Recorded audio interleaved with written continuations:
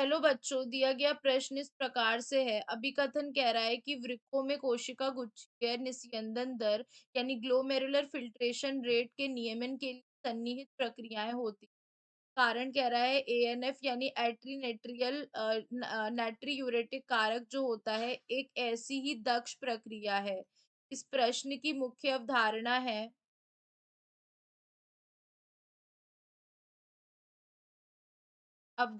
है जीएफआर, हम glomerular filtration rate भी कहते हैं, जिसे हम कोशिका गुच्छीय निस्यंदन दर भी कहते हैं। इसमें क्या होता है, कितना फिल्ट्रेट बन रहा है 1 मिनट के अंदर, इसे हम क्या कहेंगे, जीएफआर कहेंगे। नहीं होती है, इसके अंदर अपनी सन्निहित प्रक्रियाएं होती हैं, इसके लिए ग्लोमेरुलर फिल्ट्रेशन रेट को नियंत्रित करने के लिए। ऐसा ही एक मैकेनिज्म यानी ऐसी ही एक प्रक्रिया होती है जिसे हम क्या कहते हैं, रास कहते हैं, यानी रेनिन एंजियोटेंसिन मैकेनिज्म कहते हैं।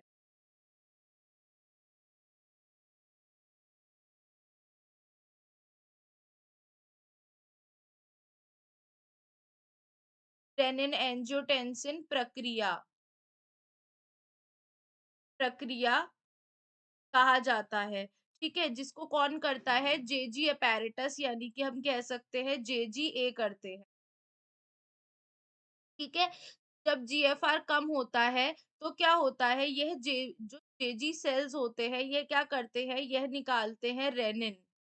इनके जो सेल होते हैं, कोशिका होती है, क्या निकालती हैं, रेनिन निकालती हैं, जो क्या करती है, इसमें जो ब्लड होता है उसके फ्लो को वापस से बढ़ा देती है।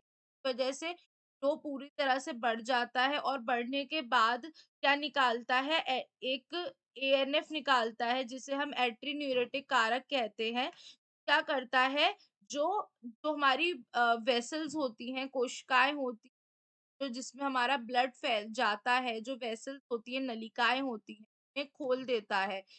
जैसे कि जो यानी कि जो अगर बढ़ाने की हम बात करते हैं तो वह कौन कर रहा है, जेजी सेल्स के रेनिन करते हैं, लेकिन एएनएफ क्या कर रहा है, यह जो दाब होता है रुधिर का उसको क्या करता है, कम करता है। ये क्या करता है, कम करता है। तो अब यहाँ पर कह रहा है कि यहाँ पर कहा जा रहा है हमसे कि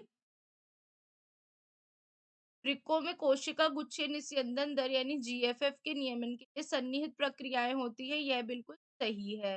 ठीक है, यह क्या है हमारा, यह हमारा बिल्कुल सही कह रहा है।